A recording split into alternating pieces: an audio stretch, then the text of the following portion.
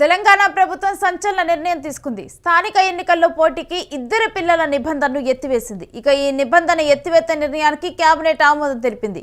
తెలంగాణ పంచాయతీ రాజ్ చట్టం 2018లోని సెక్షన్ 21(3)ని తొలగించాలని కూడా నిర్ణయించింది కేబినెట్.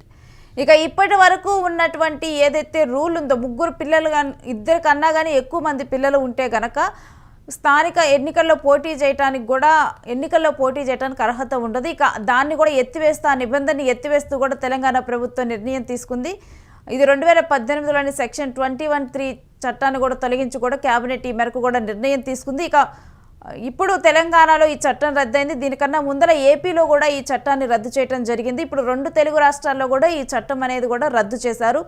మరి తెలంగాణలో ఈ సెక్షన్ రద్దు గురించిన డీటెయిల్స్ కూడా మా ప్రతినిధి వెంకట్ నడికి తెలుసుకుందాం. వెంకట్, ఈ చట్టం రద్దు గురించిన డీటెయిల్స్ ఏంటి?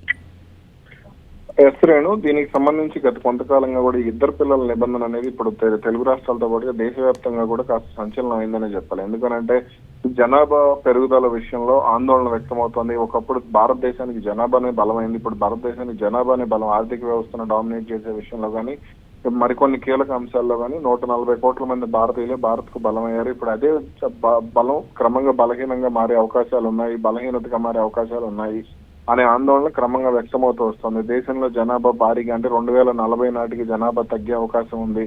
మౌలిక సదుపాయాలు అన్ని ఉన్నా, ఎయిర్పోర్ట్లు ఉన్నా, పోర్ట్లు ఉన్నా, అలాగే రోడ్లు ఇవన్నీ బాగున్నా సరే, టెక్నాలజీ అందుబాటులో ఉన్నా సరే ప్రజలు ఉండరు అనే ఆందోళన గత కొంతకాలంగా కూడా వ్యక్తం అవుతుంది. దీనికి సంబంధించి ఆంధ్రప్రదేశ్ ముఖ్యమంత్రి చంద్రబాబు నాయుడు కూడా గతంలో పలు సందర్భాల్లో ఆవేదన వ్యక్తం చేసిన పరిస్థితి. ఇదే క్రమంలో తాజాగా అంటే ఆంధ్రప్రదేశ్ ప్రభుత్వం కూడా ఒక నిర్ణయం తీసుకుంది. ఇదివరకు గతంలో ముగ్గురు పిల్లల కంటే ఎక్కువ ఉన్న వాళ్ళకి పోటీ చేయడానికి అర్హత లేదు స్థానిక సంస్థల ఎన్నికల్లో అనేది గతంలో ఉన్న నిబంధన. అయితే దాన్ని మారుస్తూ ఎంతమంది పిల్లలు ఉన్నా సరే ఎన్నికల్లో పోటీ చేయొచ్చు అంటే ఆంధ్రప్రదేశ్ నిర్ణయం తీసుకుంది. ఇక ఆ తర్వాత తెలంగాణ స్థానిక సంస్థల ఎన్నికలకు సంబంధించి కూడా దీనిపై సర్వత్రా ఆసక్తి నెలకొంది. అసలు అంటే రాష్ట్ర ప్రభుత్వం రేవంత్ రెడ్డి సారథ్యంలో రాష్ట్ర ప్రభుత్వం దీనికి సంబంధించి నిర్ణయం తీసుకుంటుందా లేదా అనే దానిపై అందరూ కూడా ఎదురు చూశారు. అయితే దానికి సంబంధించి ఏ నిర్ణయం తీసుకోకుండానే ఎన్నికలకు సంబంధించి ప్రకటన వచ్చేసింది. నోటిఫికేషన్, షెడ్యూల్ ఇవన్నీ కూడా షెడ్యూల్ వచ్చిన తర్వాత నోటిఫికేషన్ విడుదల చేశారు. అయితే అనూహ్యంగా దీనికి సంబంధించి ఏదైతే బీసీలకు రిజర్వేషన్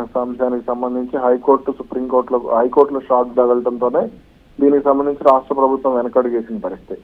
అయితే ఇప్పుడు మళ్ళీ ఎన్నికలకు త్వరలోనే 6 వారాల తర్వాత ఎన్నికలు నిర్వహిస్తే ఈ ఎన్నికల్లో ఇద్దరు పిల్లల నిబంధన అనేది లేదు అనేది నేడు కేబినెట్ నిర్ణయించింది. అలాగే ఆర్డినెన్స్ కు ఆమోదం కూడా తెలిపింది కేబినెట్.